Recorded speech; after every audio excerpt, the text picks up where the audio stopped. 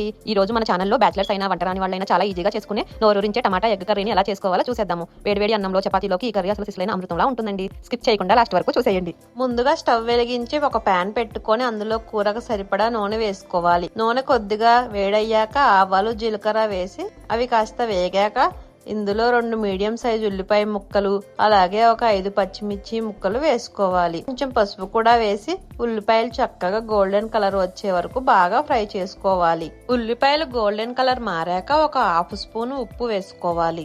వెంటనే ఒక 5 medium size టమాటాలను ఇలా సన్నగా ముక్కలుగా కట్ చేసుకొని వేసుకోవాలి. ఈ టమాటాల్లోని పచ్చివాసన అంతా పోయే వరకు కాసేపు బాగా మగ్గనివ్వాలి. టమాటాలు కాస్త మగ్గాక ఇందులో 1.5 స్పూన్ కారం కూడా యాడ్ చేసుకోవాలి. ఇప్పుడు మంటను అడ్జస్ట్ చేసుకుంటూ మధ్య మధ్యలో కలుపుతూ టమాటా ముక్కల్ని సాఫ్ట్ గా గుజ్జుగా అయ్యే వరకు ఉడికించుకోవాలి. టమాటాలు ఇలా సాఫ్ట్ గా అయిపోయిన తర్వాత ఇంకొక 1/2 స్పూన్ సాల్ట్ యాడ్ చేసుకొని మనం తీసుకున్న కోడిగుడ్లు ఇందులో వేసుకోవాలి. గుడ్లు వేసిన వెంటనే అస్సలు కలపకండి. అలాగే మూత పెట్టేసి లో ఫ్లేమ్ లో 4 నుంచి 5 నిమిషాల పాటు ఉడికించుకోవాలి.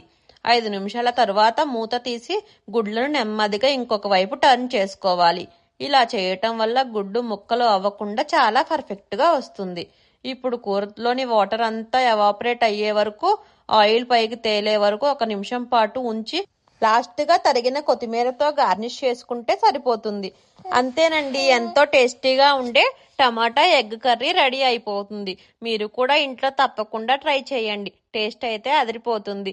వీడియో నచ్చితే లైక్ చేసి మన ఛానల్ని సబ్స్క్రైబ్ చేయటం మర్చిపోవద్దు. అలాగే ఇన్స్టాగ్రామ్లో ఫాలో చేయండి మన అన్నదాత అడ్వెంచర్స్ కుకింగ్ ఛానల్ని. Thank you for watching.